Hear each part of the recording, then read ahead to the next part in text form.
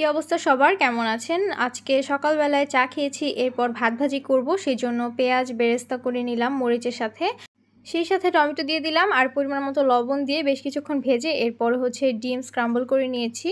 আর এরপর ভাত দিয়ে দিলাম, লেফট ওভার ভাত ছিল ফ্রিজে, ঠান্ডা ভাতটা।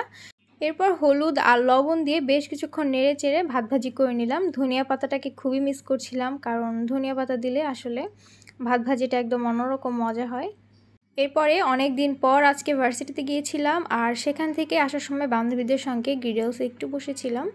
আমি এখানে একটা সেট মেনু নিয়েছিলাম, যেটার মধ্যে চিকেন মাশরুম ছিল, আর এটা খেতে খুবই লাইট ছিল, একদমই মশলা কম। ফ্রাইড রাইসটাও খুবই লাইট ছিল, তেলের পরিমাণটা খুবই কম ছিল, আর যে সালাডটা দিয়েছিল সেটার মধ্যেও শুধু টক দই, মানে গোলমরিচ বিট লবণও তেমন ছিল না। এরপর সন্ধ্যায় আমার বার্থডে কেক ছিল, ফ্রিজ থেকে বের করে ঠান্ডা ঠান্ডা কেক খেলাম। আর রাতে পান্তা ভাত খেয়েছিলাম। আমি যে লটপটির মতো করে মাংস আর আলু দিয়ে একটা ঝোল রান্না করেছিলাম, সেটা আর ডাল একসঙ্গে গরম করে এরপর পান্তা ভাতের সঙ্গে খেয়েছি। গরুর মাংস দিয়ে পান্তা ভাত খেতে কিন্তু অনেক মজা, তাই আজকে এভাবে খেয়ে দেখলাম কেমন হয়। ভিডিও ভালো লাগলে একটা লাইক দিয়ে দিবেন, আর এমন ভিডিও দেখতে চাইলে পেজ ফলো করে দিবেন। আল্লাহ হাফেজ।